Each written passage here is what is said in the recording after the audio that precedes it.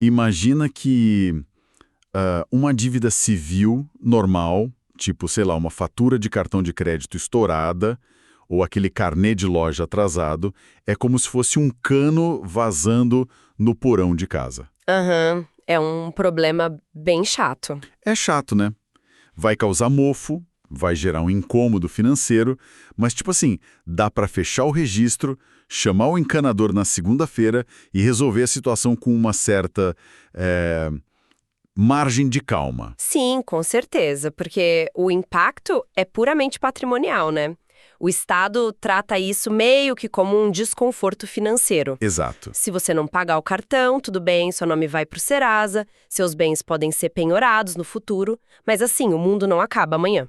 Mas aí que tá. Quando a gente cruza a linha e entra no universo da pensão alimentícia, a física da coisa muda completamente. A analogia do cano vazando já não serve mais. Não, de jeito nenhum. A pensão atrasada é tipo o teto da sala desabando no meio de uma tempestade. Não tem como esperar o fim de semana para arrumar porque tem gente embaixo desse teto, sabe? Perfeito. É a urgência da sobrevivência batendo na porta. A fome simplesmente não espera o tempo normal de um processo judicial. E é exatamente essa tempestade que a gente vai dissecar na nossa análise de hoje. Quem está acompanhando a gente vai mergulhar no episódio 36 da série Execução Civil Sem Mistério. Um episódio fundamental, diga-se de passagem. Sim, muito.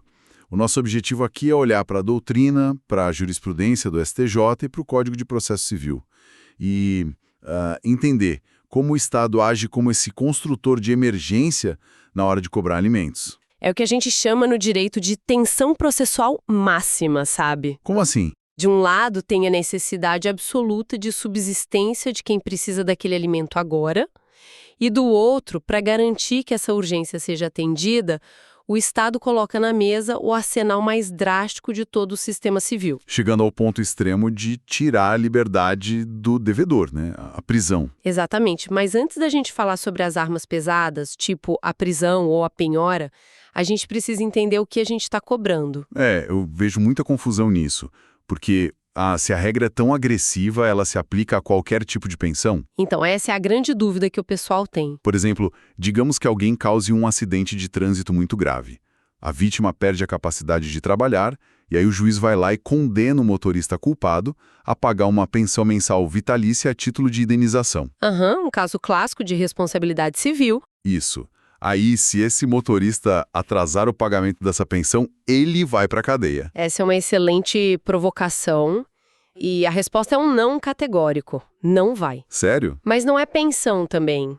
Leva o nome de pensão, mas a execução sob pena de prisão, aquela que realmente tranca o devedor numa cela, ela é uma ferramenta exclusivíssima dos alimentos decorrentes do direito de família. Ah, entendi. Então tem que ter o laço familiar. Isso. Ela é baseada no laço de parentesco, no casamento, na união estável. Ela nasce daquele dever de solidariedade familiar, sabe? Então a origem da dívida muda completamente as regras do jogo. Muda totalmente o rito processual. No seu exemplo do acidente de carro, a gente está falando de alimentos indenizatórios. Eles nascem de um ato ilícito. A natureza jurídica ali é de reparação de danos. E o STJ separa bem isso. Sim, o STJ tem isso muito pacificado. Você não prende alguém por dívida de reparação de danos. Nesse caso do acidente, a cobrança vai direto e unicamente para o patrimônio do motorista. A liberdade dele fica intacta. Certo. Então, focando nessa solidariedade familiar, de onde vem o documento que dá a largada nessa cobrança extrema? Porque, ninguém pode simplesmente bater na porta da delegacia e falar: meu ex-marido não pagou a pensão, prende ele aí. Não, imagina. Seria um caos. Precisa de um título executivo, né? Tá, e o que é esse título na prática? A via mais clássica é o título judicial, que é aquela sentença final do juiz lá na ação de alimentos ou no divórcio. Mas tem um detalhe. Qual? A lei processual sabe que um processo de conhecimento, até chegar à sentença final e acabar todos os recursos, pode levar anos. E quem tem fome não sobrevive anos à base de petições, né? Exato. E é aí que entram os chamados alimentos provisórios. Ah, claro. Aquela decisão liminar. Isso, o juiz logo no comecinho do processo dá uma decisão interlocutória, fixando um valor provisório.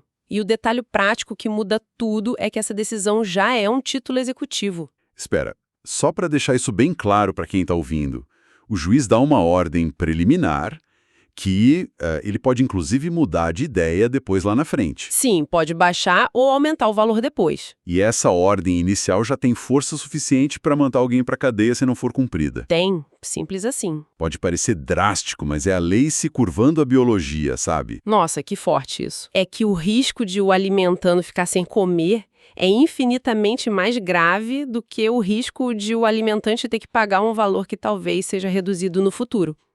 A urgência material simplesmente esmaga a burocracia processual. Faz todo sentido. Inclusive, para facilitar ainda mais a vida de quem precisa receber, a lei permite que esse cumprimento de sentença seja protocolado no foro de domicílio do credor, mesmo que o processo original esteja correndo lá em outro estado. É o Estado realmente facilitando o acesso ao gatilho, né? Exatamente. E já que a gente falou no gatilho, vamos falar da bala de prata, que é a prisão civil em si. Eu acho que tem um mito cultural gigantesco ao redor disso. Nossa, tem vários. Eu já ouvi muita gente dizendo, quase como se fosse uma lenda urbana, tipo, o sujeito passa 30 dias na cadeia, paga a dívida com o próprio corpo e sai de lá com um placar zerado. Pois é, esse é um dos maiores mitos do nosso sistema. E para desconstruir isso, a gente precisa entender a mecânica por trás da prisão civil. A prisão civil não é uma pena criminal. Como assim? Qual a diferença na prática? Quando alguém comete um crime, tipo roubo, e é condenado a 2 anos de prisão, o sistema funciona como uma transação. Uma troca. Isso. O criminoso entrega 2 anos da vida dele para o Estado e o Estado, em troca, considera a dívida com a sociedade paga, a ficha está limpa em relação àquele crime. Uma troca de tempo por perdão, né? Perfeito. Só que a prisão civil não é uma transação. Ela é, usando uma analogia dura aqui, uma situação de refém. Refém igual. Sim, o Estado captura a liberdade do devedor e diz, olha, eu só devolvo a sua liberdade quando você pagar o que deve para o seu filho. Então não é punição, é coerção. Coerção psicológica pura e simples. O juiz decreta a prisão por um período de 1 a 3 meses, em regime fechado, e um detalhe importante, ele fica rigorosamente separado dos presos criminais. Entendi. E se o relógio zerar, digamos que o juiz deu os 3 meses, chegou no dia 91 e o devedor não pagou nada, o que acontece? Ele vai morar na cadeia para sempre. Não, ele é solto. O limite máximo daquela coerção se esgotou. Mas é aqui que a gente destrói o mito. A dívida continua. A dívida continua existindo até o último centavo. O artigo 528 do Código de Processo Civil é taxativo nisso. Cumprir prisão não exime o pagamento das parcelas que levaram ele para a cadeia. Nem das que venceram enquanto ele estava lá dentro, imagino. Exato. O resgate ainda é devido integralmente. A única diferença é que ele não pode ser preso 2 vezes pela mesmíssima dívida. Aquelas parcelas específicas que geraram a prisão agora vão ter que ser cobradas de outra forma. Ah, entendi. E se ele tentar negociar com o juiz? Tipo assim, a dívida é de R$10.000, ele tem a prisão decretada, aí ele vai lá, raspa a conta e deposita 3.000.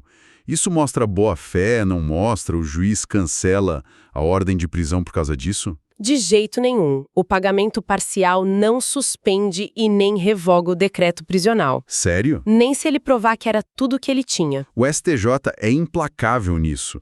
Ou paga o valor integral que está sendo executado ou vai preso. A única saída, além do pagamento total, é provar a impossibilidade absoluta de pagar. E aqui eu preciso fazer o papel de advogado do diabo, porque eu estava lendo as decisões do tribunal e isso me pareceu muito contraintuitivo. Pode falar. A lei diz que ele é intimado para pagar em 3 dias ou justificar a impossibilidade absoluta. Aí o cara responde para o juiz, Excelência, eu fui demitido, estou desempregado há 6 meses, minha carteira está em branco. E o STJ diz que isso não é justificativa automática para evitar a cadeia. Não é? Mas como assim? Como o Estado espera que alguém gere renda enquanto está trancado numa cela? É paradoxal, eu concordo. Soa quase irracional quando a gente pensa na pessoa isolada. Mas a lógica operando nos bastidores é a seguinte: a obrigação de sustentar um filho não entra em suspensão só porque a carteira de trabalho ficou sem assinatura. Tá, mas se o cara não tem dinheiro? Se o tribunal aceitasse o desemprego como uma carta de alforria automática, a gente criaria um incentivo perverso para a informalidade. O cara pediria as contas só para não pagar pensão. E além disso, tem outro fator. Qual? O devedor, mas na rede de apoio dele, sabe? Ah, agora entendi.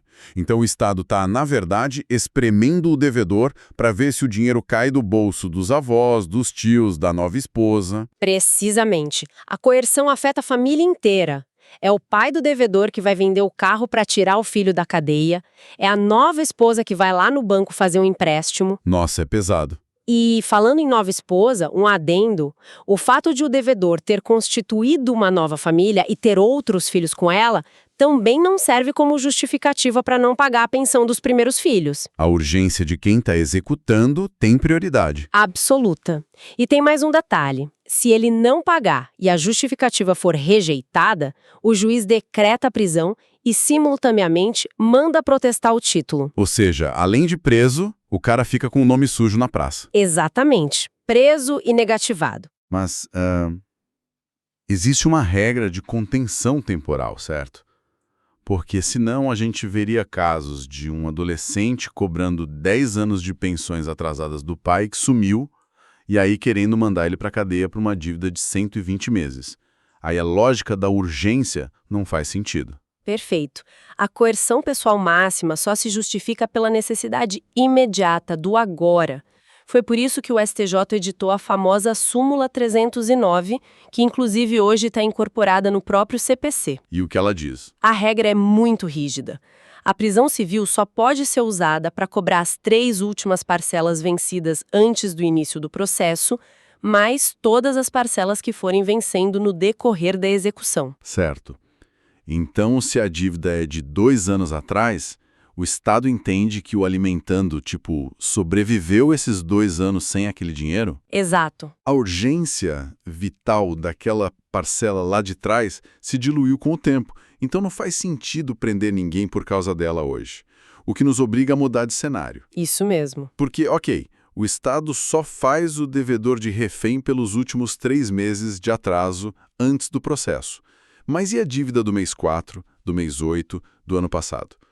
Ela evapora? De forma alguma. O dinheiro continua sendo devido, só que a dívida perde o atributo da urgência extrema que autoriza a prisão, ela muda de prateleira processual. Tá, e para onde ela vai? O rito da coerção pessoal dá lugar ao rito da expropriação patrimonial, que é o cumprimento de sentença por quantia certa, a famosa penhora de bens. O foco muda do corpo para os bens. Exato. Para qualquer parcela mais antiga do que aqueles 3 meses iniciais, a penhora é o único caminho legal permitido. E se eu não quiser o drama da prisão? Digamos que o pai do meu filho atrasou 2 meses. Pela regra, eu poderia pedir a prisão dele. Mas eu sei que ele é, um dentista autônomo. Se ele for preso, ele não atende, se ele não atender, aí é que ele nunca mais vai me pagar mesmo. Eu não quero esse estresse emocional. Eu posso simplesmente ignorar a prisão e ir direto para a penhora das contas dele desde o dia 1. Com toda certeza, o rito da prisão é uma faculdade do credor, é uma escolha, não uma obrigação impositiva do juiz. É uma estratégia, então. Sim, uma escolha estratégica muito comum, aliás. O credor avalia o cenário e pensa, não, deixa a cadeia para lá, vamos rastrear o que ele tem no CPF. E, na prática, como é essa busca no CPF? Porque no papel é muito bonito dizer, vamos penhorar. Mas a realidade dos fóruns a gente sabe que é outra, né? Mas hoje em dia é um procedimento bem agressivo de busca eletrônica. O juiz vai acionar os sistemas integrados ao Banco Central, tipo o Sisbajude. Para varrer as contas. Varrer todas as contas bancárias e corretoras de investimentos, bloqueando o dinheiro em frações de segundo. Vai buscar veículos no Renajude, imóveis em cartórios. E olha, na execução de alimentos, as barreiras são muito menores. Como assim menores? Sabe aquela impenhorabilidade de certos bens, tipo poupança ou até salário, que protegeria um devedor comum? Muitas vezes ela cai por terra quando o assunto é pensão alimentícia. Nossa, o Estado vai com tudo mesmo. Mas o devedor não pode simplesmente gritar falta e pedir para parar o jogo? Tipo entrar com um recurso, atrasar a conta e o dinheiro ficar lá congelado no banco enquanto os advogados ficam discutindo por 3 anos? Ele tem o direito de defesa, claro, ele é intimado e pode apresentar uma impugnação, pode alegar que o cálculo está errado ou que já pagou, enfim. Mas a mecânica da lei protege quem tem fome. Então o processo não para. Regra geral, essa defesa não tem o chamado efeito suspensivo automático. O processo não congela só porque ele reclamou. Para paralisar os atos de expropriação, ele teria que garantir o juízo integralmente, depositando o valor total numa conta judicial. E aí, tem um detalhe brilhante da jurisprudência aqui. Qual? Mesmo que ele consiga esse efeito suspensivo para discutir o valor total lá da dívida antiga, se o dinheiro foi penhorado numa conta corrente, o juiz muitas vezes autoriza que o credor faça o levantamento mensal do valor equivalente à pensão do mês usando aquele dinheiro bloqueado. Genial. Ou seja, o montante maior fica lá congelado, garantindo a briga jurídica, mas a subsistência imediata continua sendo paga com aquele próprio saldo. Exatamente. O direito de defesa existe sim, mas ele não asfixia a criança. Isso é engenharia jurídica na sua melhor forma. Mas sabe, a penhora é ótima se a pessoa tiver dinheiro guardado no banco ou um carro quitado na garagem.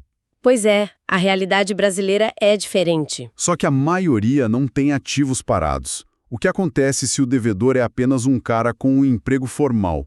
Aquele sujeito que trampa com carteira assinada, o salário cai no 5º dia útil e no 6º dia útil a conta já está zerada de novo. Ficar fazendo busca no banco todo mês atrás dessa janela de um dia é exaustivo. Enxugar gelo, né? E é por isso que a lei traz uma terceira via que é fantástica. Tá lá no artigo 529 do CPC. O desconto em folha. Isso. Se o devedor tem vínculo formal, seja funcionário público, militar, diretor de empresa ou empregado CLT normal, o juiz manda um ofício direto para a fonte pagadora. Olha, eu adoro essa via. Eu chamo de eficiência silenciosa. É tipo como configurar um débito automático direto na fonte, interceptando o dinheiro antes mesmo de ele ver a luz do sol na conta do cara. É o melhor cenário. Não tem como ele gastar no bar ou pagar outra conta, porque o dinheiro da pensão simplesmente não chega na mão dele. O RH corta antes. É um compliance forçado. Exato. E o empregador é obrigado a cumprir a ordem sob pena de cometer crime de desobediência. O RH da empresa se transforma, contra a própria vontade, no cobrador oficial daquele processo. Mas o que as pessoas geralmente não sabem, e que está bem destacado nas nossas fontes de hoje, é o que acontece com a dívida que ficou para trás nesse cenário. Sim, porque descontar a pensão do mês atual é a parte fácil. Mas e os 15 mil reais de atrasado que ele deve? Como resolvi isso no contra-cheque? A lei permite que você parcele essa dívida atrasada e some esse valor ao desconto da pensão mensal que já vai ser retida na folha. Pera aí, deixa eu ver se entendi. Então, se o sujeito deve meses de pensão, o juiz pode mandar o RH descontar a pensão do mês normal, mais uma fatia enorme extra para ir matando a dívida antiga. Pode sim. Mas se a empresa tirar quase todo o salário do cara, a gente não está apenas criando um novo indigente? Como ele vai pagar o próprio aluguel, comer, pagar a condução para ir trabalhar? Pois é, e é exatamente aí que o legislador precisou colocar um freio. A lei estabelece um teto matemático absoluto. A soma da pensão do mês corrente com o parcelamento da dívida atrasada não pode, em nenhuma hipótese, ultrapassar 50% dos ganhos líquidos do devedor. Ah, entendi. 50% do líquido. Então vamos fazer uma conta de padaria aqui para ver como isso funciona no mundo real. Vamos lá. Digamos que o devedor tenha um ganho líquido de 10 mil reais por mês, já depois dos descontos de imposto de renda e INSS. E a pensão que foi fixada lá atrás era de 2 mil reais. Mas ele ficou desempregado um tempo, acumulou uma dívida enorme e agora, graças a Deus, arrumou esse emprego de 10 mil. Certo. Aí o credor vai no juiz e pede o desconto em folha. Isso. Como é que fica a matemática do RH? Bom, o teto dele é de 5 mil reais, que são 50% dos 10 mil líquidos. Então, o RH vai descontar obrigatoriamente os 2 mil reais da pensão normal daquele mês. E aí sobram 3 mil reais de margem dentro do limite legal. O juiz vai pegar aquele saldo devedor antigo, que está enorme, e parcelar em fatias de até R$ 3.000 mensais. No final do mês, a empresa retém R$ 5.000 totais, manda direto para a conta da mãe ou do filho. E deposita os outros 5.000 para o devedor tentar reorganizar a própria vida. Exatamente. O sistema protege a criança, ataca a dívida antiga de forma agressiva, mas impede a ruína financeira total que, em última análise, impediria o cara de ter condições até de ir trabalhar. É um equilíbrio brutal, mas muito necessário, né? Então nós temos essas 3 ferramentas rodando no sistema. A prisão coercitiva, a penhora patrimonial para ir atrás dos bens e o desconto em folha como essa arma silenciosa. Isso, as 3 vias. Mas na vida real, a execução não é uma foto estática, né? É um filme. Os meses vão passando, novas parcelas vão vencendo, de vez em quando o devedor faz um depósito aleatório, tipo R$ 500, para tentar acalmar as coisas. O famoso depósito pingado. Pois é. Como que os advogados e os juízes organizam esse caos logístico todo sem transformar o processo numa bomba atômica? Porque, tipo, se eu for um credor desesperado, eu posso pegar a prestação de janeiro que está atrasada e pedir a prisão do cara, a penhora do carro dele e oficiar o RH da empresa tudo ao mesmo tempo pela mesma dívida de janeiro. Não, de forma alguma. E olha, esse é o erro técnico que a gente mais vê na prática. Sério? Muito. Misturar os ritos para cobrar a mesmíssima parcela é o que o direito chama de cumulação indevida ou excesso de execução. Entendi. Se você pega a dívida de janeiro e tenta colocar na via da prisão e na via da penhora ao mesmo tempo, a defesa do devedor vai trucidar a sua petição. O saldo devedor vai ficar inflado artificialmente, o juiz vai ficar confuso e você corre o risco de o processo inteiro travar por anos enquanto a contabilidade tenta desatar esse nó. É como jogar a mesma despesa em 2 planilhas diferentes de uma empresa e cobrar o cliente em dobro, né? É caos puro. Como a jurisprudência manda organizar isso então? Através de uma separação rígida do que a gente chama de caixas processuais. Caixas. Caixas. Você tem que ter a caixa do rito da prisão e a caixa do rito da expropriação. A lei até permite que essas 2 cobranças andem simultaneamente, muitas vezes até dentro dos mesmos autos físicos ou eletrônicos, dependendo da organização do tribunal. Mas tem que estar separado visualmente. Milimetricamente separado. O credor, na petição dele, tem que ser cristalino. Então eu tenho que desenhar para o juiz, tipo, excelência. No bloco A estão as parcelas de março, abril e maio, mais as que vão vencer. Para esse bloco aqui eu quero a prisão. Isso mesmo. E logo embaixo eu escrevo no bloco B estão as parcelas do ano passado. Para essas, esquece a prisão. Eu quero a penhora das contas bancárias. Precisamente. São trilhos paralelos. E a manutenção contínua desses trilhos é vital, sabe? Se o devedor fizer depósitos parciais picados no meio do caminho, o cálculo tem que ser atualizado quase que em tempo real para bater esses valores da parcela correta. Senão vira uma bagunça. Se o advogado do credor for negligente, ignorar os depósitos já feitos e continuar pedindo a prisão pelo valor original já inflado, o feitiço vira contra o feiticeiro. Aí dá ruim para o credor. Muito ruim. O credor pode ser acusado de litigância de má-fé e a credibilidade de toda aquela cobrança desmorona diante do juiz. O processo tem que ser agressivo, sim, mas ele precisa ser absolutamente cirúrgico na matemática. Certo. Fazendo um sobrevoo por tudo que a gente desmontou hoje então. A urgência da vida, essa necessidade absoluta de alimento familiar, ela força o Estado a criar essas 3 vias expressas. Perfeito. A prisão civil atua como o mecanismo de coerção psicológica máxima, fazendo o devedor de refém pelas dívidas dos últimos 3 meses, mas sem perdoar o saldo quando ele sai da cela. Desfazendo o mito. Isso. Aí a penhora entra como a vassoura patrimonial, né?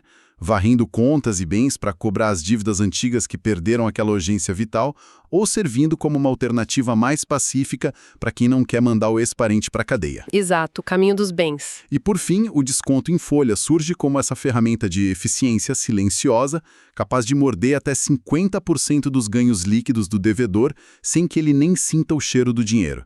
É um sistema, cara, implacável de caças, bloqueios e pressões. É implacável. E entender como essas engrenagens funcionam isoladamente e como elas não podem ser misturadas para cobrar a mesma parcela é o que separa uma execução bem-sucedida, que efetivamente coloca a comida na mesa rápido, De um desastre total, né? de um desastre processual que só vai gerar honorários e muita frustração. Mas sabe, toda essa nossa conversa hipertécnica sobre mecanismo de captura, leilão de bens, bloqueio de metade do salário, isso me faz pensar em algo que não está escrito com essas palavras exatas nos códigos, O que seria? mas que pulsa nas entrelinhas de todo o fórum de família do O país. que a mecânica do processo esconde sobre a realidade das pessoas, é isso? Exatamente isso. Pensa comigo.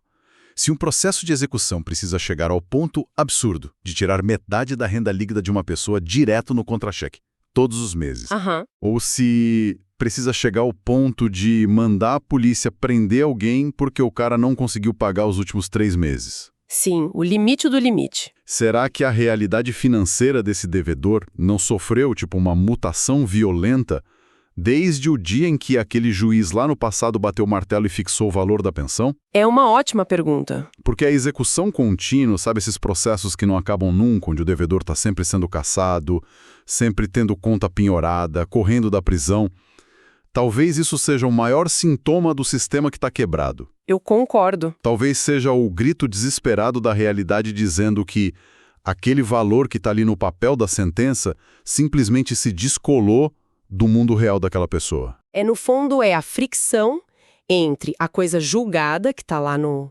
papel, e a vida real acontecendo lá fora. E quando essa fricção chega no limite absoluto, o sistema de execução entra em colapso. Porque, sejamos francos, você não tira água de pedra. Exato. Se não tem dinheiro, não tem mágica processual que crie. E isso abre a porta para uma ideia fascinante. Às vezes, o caos sem fim num cumprimento de sentença é a prova mais cabal de que não é hora de mais penhoras ou prisões. E sim de entrar com uma ação revisional de alimentos. Isso. É hora de voltar para a prancheta de desenho, rever aquele velho trinômio da necessidade, possibilidade e proporcionalidade e reequilibrar as regras do jogo. Redimensionar para caber na vida real. Exatamente. Antes que o Estado, na tentativa meio que cega de salvar o teto da criança, acabe demolindo a casa inteira e destruindo a capacidade de o próprio devedor sobreviver e voltar a produzir no futuro. É uma balança dificílima de calibrar. Com certeza. Uma linha muito tênue. Bom, fica aí a reflexão profunda para quem acompanha a nossa investigação de hoje. Muito material para processar. Bastante mesmo. Até a próxima, pessoal. Até o próximo mergulho.